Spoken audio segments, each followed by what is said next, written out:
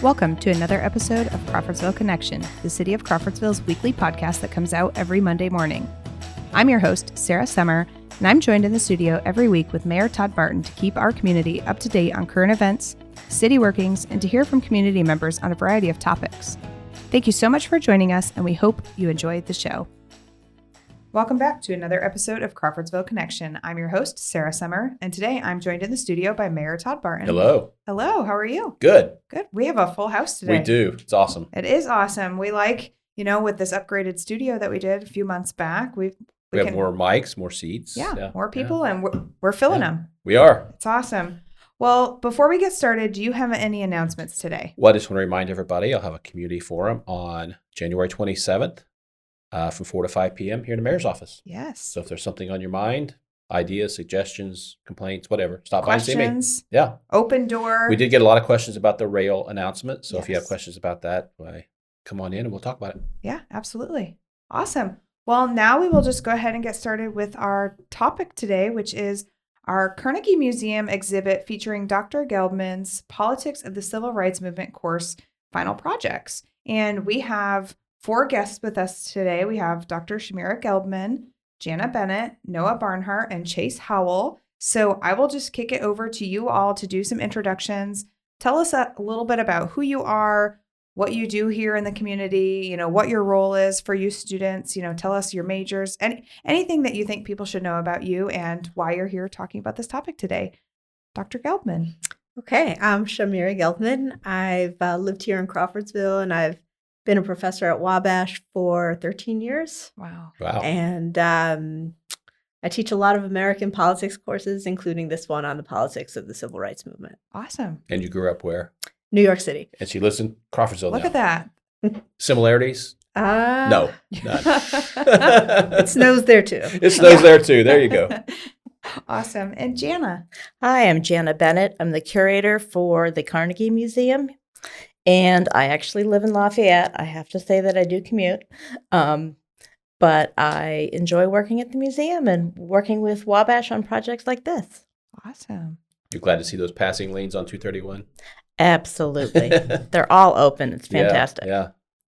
We like when projects get completed, don't we? We do. Yeah. Well, NDOT's been doing those for a while. And if you go back to Lafayette, it's been frustrating. So, yeah. Mm-hmm. Awesome. And then either Chayce or Noah, whoever would like to go first. I'm Chayce Howell. I'm a sophomore at Wabash College. I'm a history major, education studies minor. I've grown up in Crawfordsville all my life, so I know the area pretty well, I'd say. Awesome. A townie. I am a townie. That's right. Yes. Yes, hello. I'm Noah Barnhart. I also science major with a religion minor, and I'm a brother of the Phi Kappa Psi House Great. at Wabash. Awesome. Well, thank you all for being here. We're excited to learn a little bit more about your projects in Dr. Gelbman's class and learning about how this impacts our community.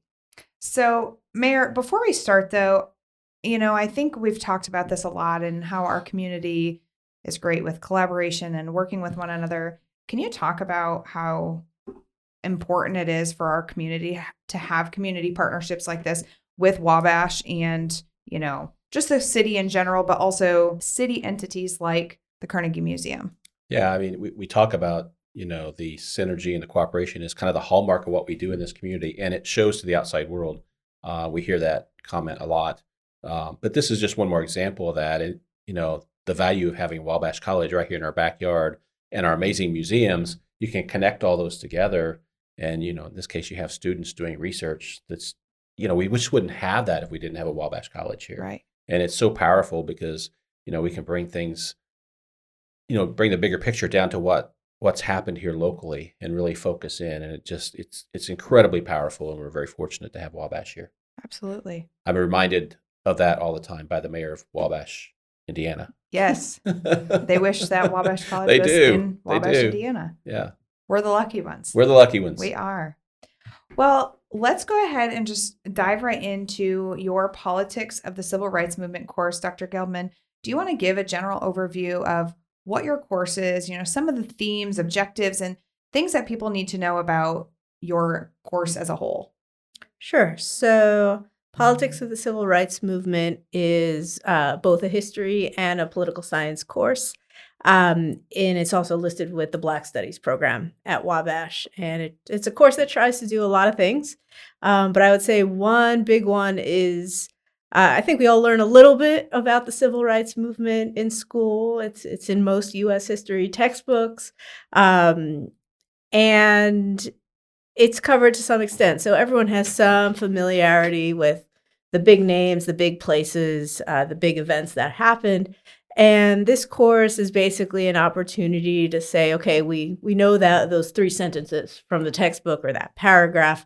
What happens if we start to dig deeper, right? What if we have 15 weeks to look at the original documents from that time, try to put all those pieces together, think about how those different names relate to each other, what's the order of events or the kind of sequence of events that all those things happened. And also, what can we learn about this country as a whole from just studying this one social movement? And what can we learn about trying to make change? What does it look like to organize, whether it's a social movement like the civil rights movement was, or just a community organization, and use it effectively to achieve your goals? Yeah. And so, as students, how, I know Wabash, with being a liberal arts school, it's more about, like you said, taking it out of that textbook and applying it. As students, how do you think that this class has applied to that, where you've been able to take things out of a textbook and really apply it to real world experiences and what you're learning today? That's a good question. If you get, I would say one thing that we did a lot in the course was that was applicable to like real life would be the simulations that we did in class, where we would be assigned, we would play a character, which was a real person, and you would then learn about that person, read about that person, gain your knowledge on that person, and then we would all come together as a group and have like a formal meeting that actually happened. And you really were able to just see kind of like what it was then, and see like what they were talking about, the what they were fighting for, and like how they were doing it. Yeah. So in the simulation, you were assigned a character, correct? Yes. yeah. So, what did it feel like to take on that persona of somebody else and have to act that out? It was kind of hard, honestly, because like you're given the character, and we were each given a book that like was about this character's life, and so reading about them and trying to learn like how would they react in certain situations, and like some situations brought up in our simulation, it was like, well, I don't maybe personally believe in this, but my character would. Yeah. So it's hard to kind of flip that switch and do that. So That's interesting. How did you think of this idea to have the students actually portray these individuals? Sure. So I've taught this course a few times now, and in previous years when I taught it, we did one quick simulation in the beginning of the semester, a simulation that other historians develop that has fake characters. So they're simulating a meeting that really happened, but they changed just enough about the history so that it kind of works as a game. And it has these fake characters affiliated with real organizations. And so in previous years, I just used that one. It took about 2 weeks. And students really kind of enjoyed the opportunity to try to understand where these different organizations were coming from and how they cooperated and competed with each other by actually acting that out. Right. So for this semester, I kept that small simulation. We did it quickly in the beginning. It's kind of a simulation from 1963. But then through my research in the archives in Washington at the Library of Congress, I discovered this other meeting that happened in 1965, January 1965. So few months after the Civil Rights Act of 1964 was passed, and a little bit before anyone knows voting rights is going to be the next big thing later on in 1965. And so it's this moment of uncertainty of what should we focus on next? Should we focus on just enforcing the Civil Rights Act? What challenges are we going to face if we do that? Should we try to pass new laws? And if so, which new laws should we try to accomplish first? And there were 45 people who attended that conference in 1965. And it's a really interesting group of people who they're all for civil rights, but they all have very different backgrounds and very different approaches and very different ideas about what should come next.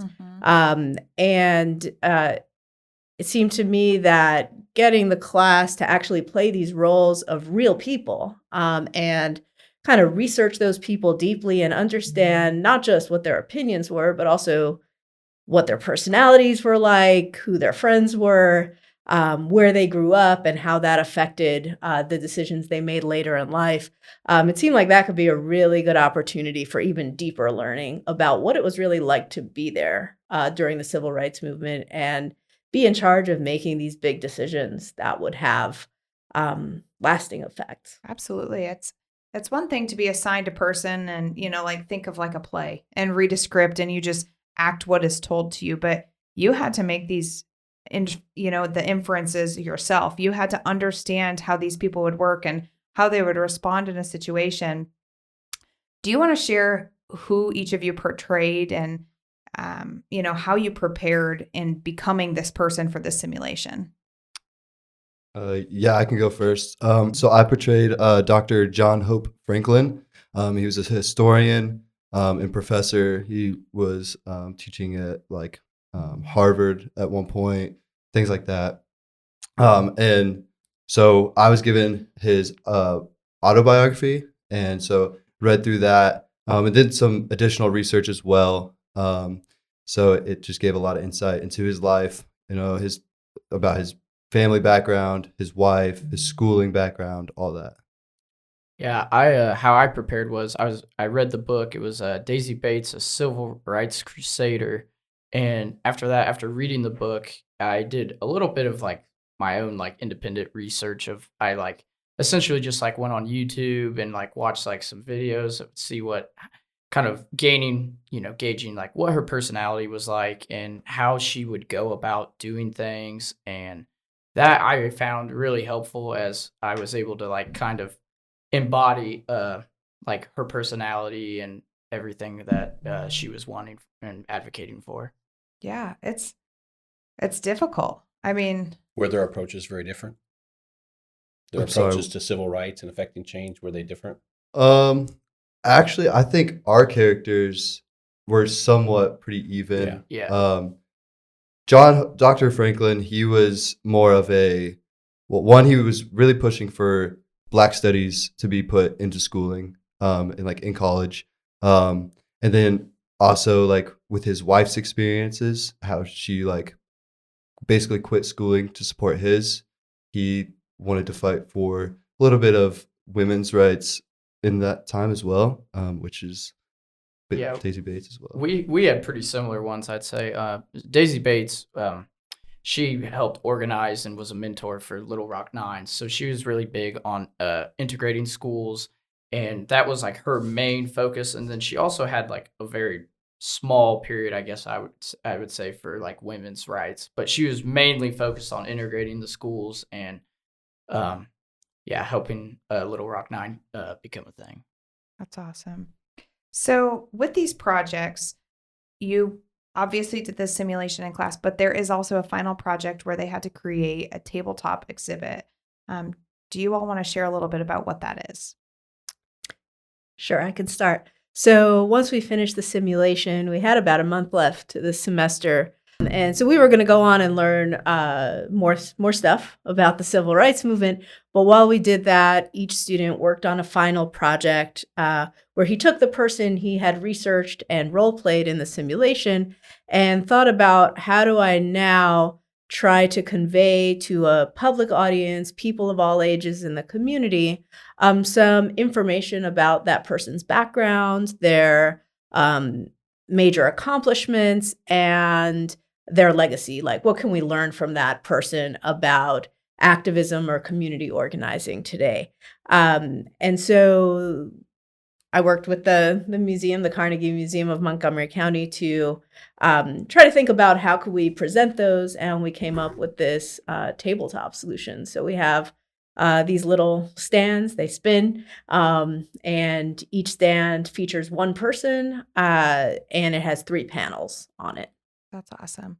Janna, for you, what is it like, when Wabash comes to you and says, hey, we want to present something? What is that process like for you all at the museum to decide, how do we display this in a way that's engaging to the community? How do you think about your exhibits and what makes something work? Sure. Shamira, in this case, had thought a lot about interactivity, which is one key, particularly when you're talking about what a child might interact with. Mm-hmm. But also, what you write for children often is really what adults want. Right. Just the highlight. What is that key piece that's the takeaway, rather than reading and reading and reading. And so that's one of the things about only having 3 pieces of paper, basically 8.5 by 11. You have to really hone in on what that information is and what excites the person who is writing is what will excite the reader. Right. Because if you're not passionate, you're not, that flavor is not catching. Yeah, absolutely. For the two of you as students, how does it feel to have your work being put on display for the community instead of, most projects you do the work, you turn them in, you get a grade. It's being put on display. So how does that feel? Rewarding, Yeah. I would say. I mean, it's nice that we get to share with the community.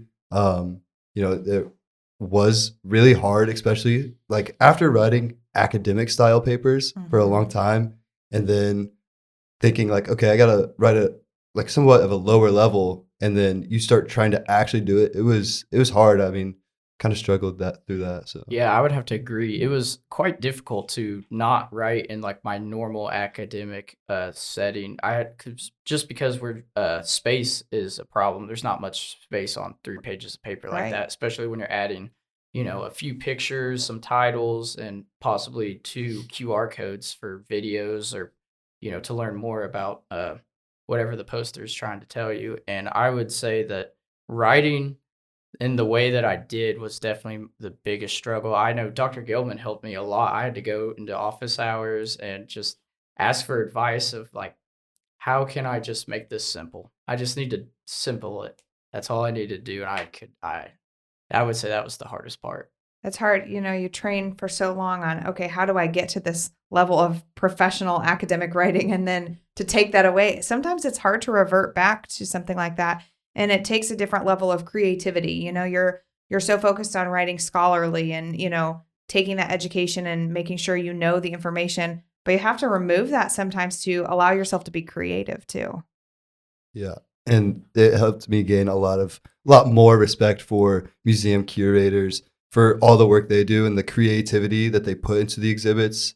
Like at the Carnegie Museum, how everything's set up like in a certain way, and it just flows really well. So it helps me gain like a lot of respect for people in those fields. Yeah, that is awesome. So, Janna, do you want to share a little bit about, the museum operations in terms of times you're available for this, when the exhibit starts, and how or what people need to do to be able to access this? Well, just come in anytime we're open, which is Wednesday through Saturday, 10 a.m. to 5 p.m. We're very fortunate in that because we're supported by the public library and your tax dollars, we are free. There is no fee to come. Everything we do almost is a free opportunity. This exhibit will be on the 2nd floor, so you just take the stairs or the elevator, and there'll be about 5 tables with the projects throughout the 2nd floor for people to look at. On Saturday, February 1st, from 2 to 4 p.m., we'll have the opening reception. So there'll be some fantastic food and the opportunity, hopefully, to talk with the students, to see, and for them to see what the project looks like in real space. which is important with all the different ones that we've done with Wabash College. They're always a little different. Mhm. And so it's great to see the final project after having talked to the class. I think it was in October they came, and just seeing their ideas, and for them to see how the museum has old exhibits and new exhibits and how we are trying to change over time. I think it's an important lesson. When you go to a museum, it's a changing and evolving always as Yes. well. And so you can see the things that are older and things that are newer, and understand that our idea of past events as historians has changed as well. Absolutely. And we have a rich history, don't we, Mayor? We have an amazing history in this community, and I think people overlook that about that museum is that it changes. Yeah. So they'll think, well, I went, a few years ago. It's very different when you go back. Yeah. Yeah. So, Dr. Gelbman, I know we've talked a little bit about this with civil rights, and you talked about having integrated schools, and some of the people that you portrayed were focusing on Black rights. Do you want to touch a little bit on Black History Month and why it's important, and what a general overview for people who might not really understand what Black History Month is? Yeah, so the origins of Black History Month are almost 100 years old. So 1926 was kind of the year something like this started. It was just a week at the time, Black History Week. And the idea came from a historian named Carter Woodson, who thought that studying Black history was important for Black people in the United States to gain an understanding of their own history and culture, but for the country as a whole to understand kind of the fullness of the United States' history and culture. And the idea again starts in the 1920s, and then it's really revived in the 1970s. And in 1976, in honor of the bicentennial of the United States, President Gerald Ford at the time kind of made a real push for this to be kind of a nationwide month-long celebration. So we still celebrate Black History Month today, and it's a month to think about and learn about the history of Black Americans and Black people more generally, their impact. Our exhibit focuses specifically on civil rights history, but even within that, we have some individuals who will be featured in the exhibit who did some civil rights work, but their biggest accomplishments were actually in other areas, like in the arts, as actors or musicians.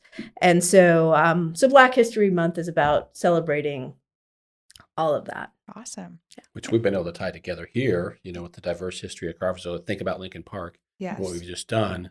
And we worked really hard to incorporate what was happening on the national level with what was simultaneously happening right here in Crawfordsville. Absolutely. So I don't think the markers are up yet. They will be soon. Yes. They've been they're in ordered, production. I understand. Yeah. So when those are up, you'll see that story kind of laid Yeah. out and understand how Crawfordsville fit into that bigger picture. How do you think, Mayor, that, having initiatives like this and having Wabash and the students put these things into our museums, how does this help with our community's growth and enrichment? Well, it helps tremendously because we have to be able to, understand that history in terms of what happened nationally and here locally. Absolutely. And I think that's the part we've always kind of struggled with is, like Dr. Elman said, students may learn about this in 2 sentences in a textbook, and they have no concept of what really happened even right here in Crawfordsville in our own backyard. And there were a lot of things happening, a lot of history here. So anything we can do to enrich that makes us stronger moving forward. And, we talk about this all the time. Crawfordsville's growing. Yeah. Crawfordsville's growing and it has to be welcoming to everyone. And we have to work through all this to make sure that we understand our history so that we know how to move forward. Absolutely. So this is, an opportunity as students. You all were able to put this on for the community. It was part of a class, but now it's for the community. What are you hoping that the community takes away from the exhibit? I really hope that people from the community go in and look at all of the different posters that are there and really read them and gain some sort of understanding from them and take a big takeaway from each one, because there's so many impactful people that did so many great things, such as Daisy Bates with Little Rock Nine. And she also, her and her husband opened a newspaper, and like connecting with like how social media is now and used in the media then, it's different, but she was able to connect through the newspaper to gain a greater understanding from all people from around the world even. Yeah. Yeah, similarly, like the educational part, like the beginning of our class, like the first thing that we did is write down what you know about the civil rights movement. And all of us put pretty similar things for the most part. And we kind of went through that and like realized like there's a narrative here that we learn about, and like certain people like you learn about. And I just hope like people kind of get that educational standpoint of learning about other people within the movement who had a pretty big impact. Yeah, break out of the mold. There's so much more. And again, the textbooks only can tell so much. So how can we get that information if people are, in schools, it's here's this, it's the same prescriptive information. And so I do think, it's important for our community to go out and see somebody that might be outside of the box, somebody you might not have ever heard of, but there's a lot of information there to be learned. Yeah, I would add, I think what really strikes me about this exhibit is, so we're featuring 20 different people who they were all Black leaders in the mid 20th century, and yet they are also different from each other. Yeah. So they come from different places, they're different ages, they have different experiences. Their biggest achievements were all very different from each other. And we can learn something different from each one. And so when I think about like, what can the community take from this? It's that every person brings something to the table, and kind of taking in these 20 people's achievements and legacies, I think pushes us to think about, well, what can I do in my community or for the country? That's awesome. And Janna, what are you hoping that, having this exhibit with Wabash, what are you hoping this will bring to the Carnegie Museum? I always hope that people come and learn about perspectives and thoughts and actions for people that they never imagined. Yeah. And that understanding that history is alive in ways that we don't think about in school is empowering for people, especially for people who have not seen themselves in the history book in a meaningful way, to come and see that their history matters is important for everyone. Absolutely.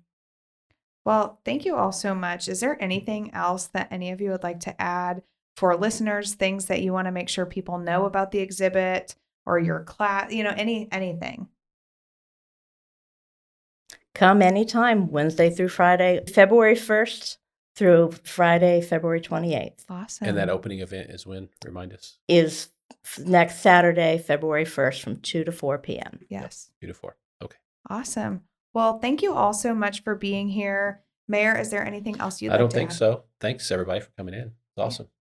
Yes. Thank you. Yeah, thank you. Thanks for having us. Yes. Well, as always, thank you all for listening. If you have topics or things you'd like to hear about, please reach out and let us know. We want to know what you all want to hear about. And don't forget about Yodel, our community connections calendar and event newsfeed, where you can find everything happening right here in Crawfordsville in one easy and convenient location on a website and on our app. Thanks for listening, and we'll see you next week. Make sure you hit the subscribe button on this podcast so you never miss an episode. And if you aren't already, follow us on Facebook at City of Crawfordsville Official, on Twitter at City of Seaville, and on Instagram at City of Crawfordsville. We hope you have a wonderful day and can't wait for you to join us next week.